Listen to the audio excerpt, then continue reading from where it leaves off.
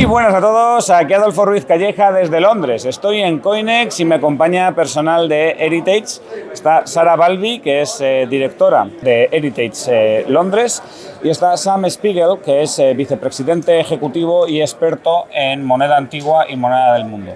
Como otras veces, voy a hacer la entrevista en inglés, incluiré subtítulos para que todo el mundo la podamos seguir y bueno, espero que todos aprendamos de esta casa de subastas tan importante. So, I change into English. Hello, Sara. Hello, Sam. Hi. Hi. Thank you so much for this interview. Well, thank you for being here, really. It's a pleasure to having you at Coinex for the first time. Yes, it's my first time in Coinex. Yes. So I wanted to ask you, because it is not the first time of Heritage in Coinex. So No, definitely not. It's been a long history here at Coinex. This is the biggest show in the UK for sure. Where all the auction houses, UK leaders, but also collectors come from all over the world. And I would say that it's also the most international show happening in the UK in numismatics. So absolutely a venue that you should attend and come to visit. So if there is a one show to attend in the UK, it is the Coinex. Yes, And absolutely. here you are taking consignments. How was it? Did you get a lot of consignments? Yes, so we take in consignments here, we provide customer service, we have catalogs, and we meet clients regularly. So it's always a great opportunity to see also friends and collectors that come from all over Europe and the world, really. There's some Americans attending, as of course also Sam loves this show and he comes every year. But yes, so we mainly take in consignments at this show for all our upcoming auctions, including the New York International Convention and auction that we will have next January. Okay, so some people will be surprised that there is something like Heritage London, because when we heard of Heritage, it's always Heritage UK, US, like Dallas. But there is a big group of people working in London.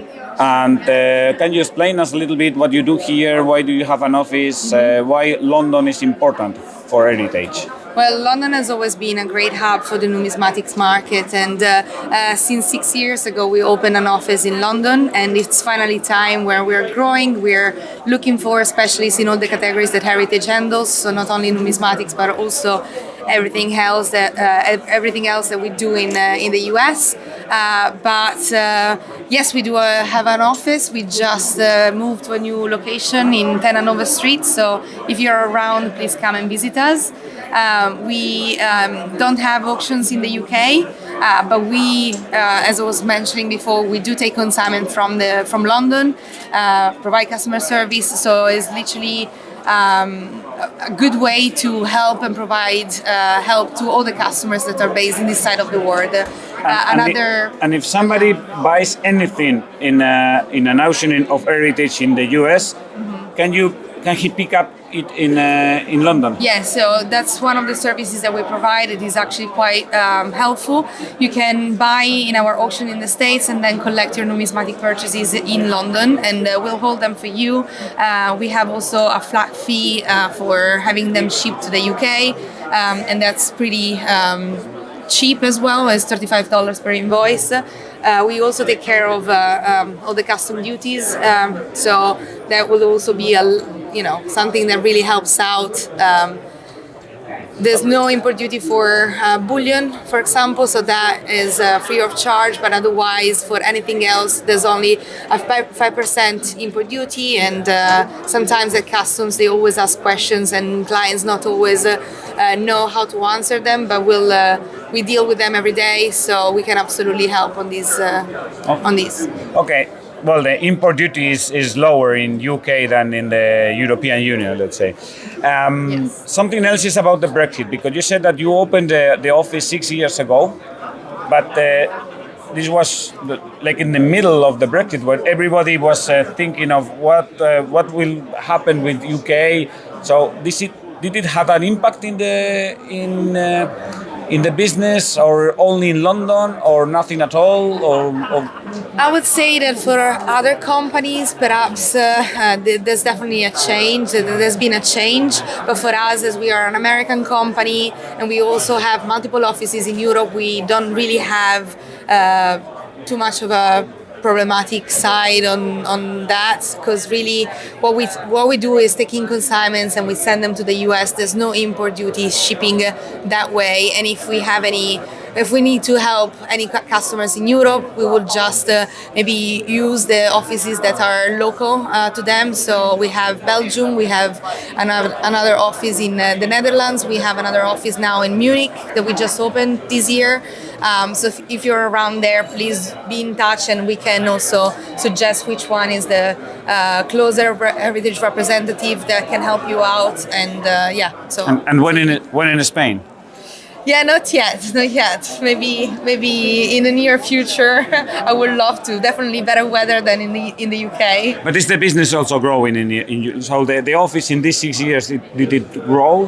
What did you develop properly? Yes. So since COVID, we had generally company-wide a big growth. And that's also reflected in the UK, and the amount of consignments and the value that we are sourcing is always quite high. And we took in a few important British collections in the past couple of years. So absolutely, London is a great place to be, and we want to stay here for good.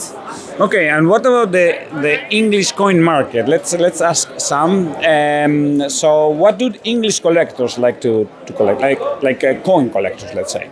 What are their favorite coins? So, I think you need to distinguish between collectors in the UK and collectors of the UK. So, collectors in the UK have a slightly different approach than the worldwide collectors of British coins. So for example, in my admittedly limited experience, I'm based in the US, I only come to London a few times a year, but collectors in the UK are more interested in varieties, like date sets, so to speak, scarcer varieties, minor varieties, as opposed to sort of the type coins. What we see for collectors of British coins around the world, though, is they're more focused on the type coins. Japan, for example, is a huge market for British coins, and they're looking for 5 guineas and Gothic crowns and £5, and these sort of key trophy coins, or what we would call a type set, as opposed to the minute varieties that an advanced British collector would be more interested in. There's, of course, a lot of collectors in the US as well, and there's a big mix between the two. Those who are more interested in kind of the date runs and the rare varieties, as opposed to the trophy hunters, is what I would call them. And there's a mix of those in the US. But around the world, we're seeing a lot more type collectors for British coins. But these type collectors, they only focus on British coins, and they want a type collection of British coins, or they collect coins from all over the world, so they don't go so deep into each country? That's a good question. I would say that there are type collectors for coins from around the world, and there are certain types that are just very popular, just like the 1908 Lady in the Clouds 100 Corona from Austria. That's another one that sort of fits in with that kind of big trophy coin, recognizable. However, the British coin market, I would say, is much more advanced or mature than the markets for other coins, in large part due to third-party grading. So I would say the British coin market is maybe 20 years behind the US coin market in terms of its maturation and acceptance of slabbed coins. 20 years before. Behind would you say the same for all Europe? Or no. So you look around the room here, and all the dealers' cases have at least some slabs in them. You go to a German coin show, on the other hand, very few dealers have any slabbed coins, especially any significant percentage of their stock in slabbed coins. And that's clearly the direction the market's going in. We saw the same thing in US coins. When slabbing first came around in the 1980s, there was a strong push against it, a backlash against slabbed coins. And then, they came around, and now, today, you can't sell any significant US coin that isn't in a holder. And it's becoming that way for British coins. So, for example, 1937 proof £5, a popular 20th century type coin.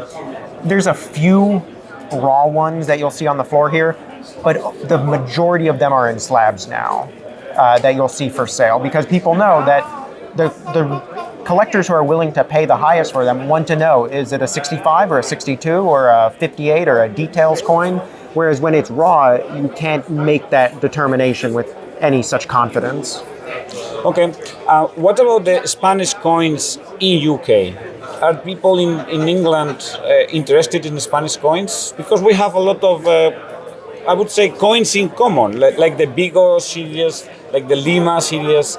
I don't know if there is any interest here. Right, and you'll certainly see some Spanish coins around the room, especially the early countermarked ones that were reissued for British circulation. And again, I think you'll find collectors here who are interested in those as type coins.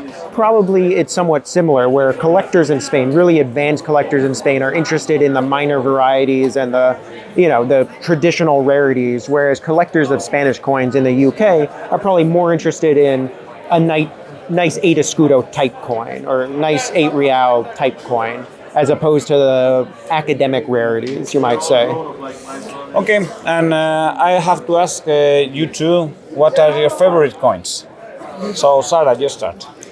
Well, my background is actually in art history, so whenever I started, really the coins that impressed me the most were Greek and Roman coins. So I would say,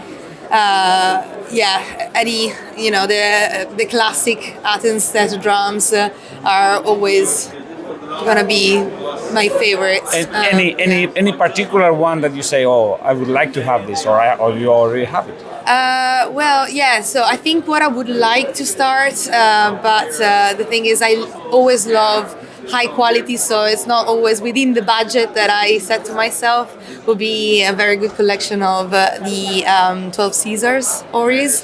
That would be my go-to. Yeah. Great. And you, Sam? So, believe it or not, I get this question a lot, right? People ask me, what's the coolest coin you've ever handled? What's your favorite coin? That sort of thing. My answer to that, actually, it's this coin right here.